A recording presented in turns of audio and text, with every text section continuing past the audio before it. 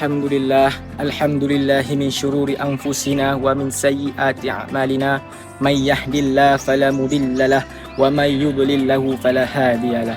Asyhadu an la ilaha illallah wa asyhadu anna Muhammadan abduhu wa rasuluh la nabiyya ba'da.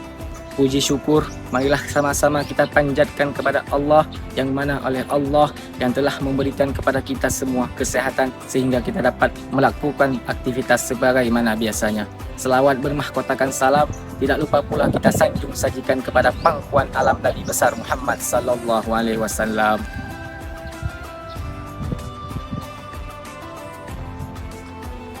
Baiklah, pada kesempatan kali ini izinkan saya untuk menyampaikan sebuah mau'izah singkat maupun ceramah singkat tentang keutamaan di bulan Ramadan ini. Bulan Ramadan adalah bulan yang sangat istimewa bagi seluruh umat Islam di dunia, yang mana pada bulan ini seluruh umat Islam dianjurkan untuk berpuasa sebulan penuh di bulan Ramadan, sebagaimana firman Allah dalam Al-Quran surah Al-Baqarah ayat 183. Bismillahirrahmanirrahim. Ya ayyuhalladzina amanu kutiba alaikumus siyam kama kutiba alal ladzina min qablikum la'allakum tattaqun.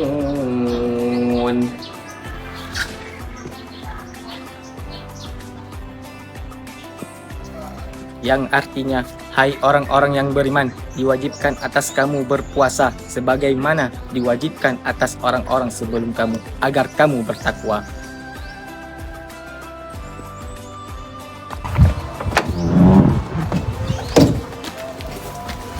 Puasa Ramadan, yang mana puasa ini adalah puasa ibadah yang sangat istimewa, yang termasuk dalam rukun Islam yang ketiga, yang mana puasa ini mengajarkan kita untuk mensyukuri nikmat yang Allah berikan kepada kita.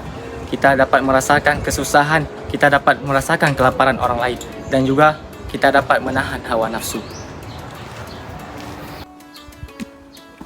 Selanjutnya, pada bulan ini pun Allah melipat gandakan pahala yang umat Islam lakukan, yang mana pada bulan ini dianjurkan kita untuk memperbanyak sedekah dan kita berbuat baik kepada sesama manusia.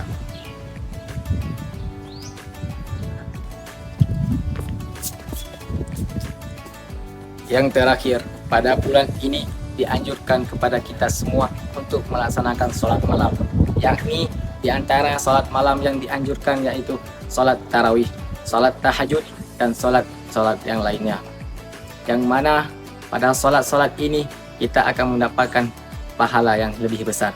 Dan Nabi Muhammad SAW bersabda, barang siapa pada malam hari di bulan Ramadan melaksanakan sholat malam dengan iman dan mengharapkan ampunan dari Allah, maka dosa-dosa yang lalu akan diampuninya. Mungkin hanya ini yang dapat saya sampaikan, lebih dan kurang saya mohon maaf. Semoga Allah senantiasa melindungi dan selalu menjaga kita di bulan suci Ramadan ini.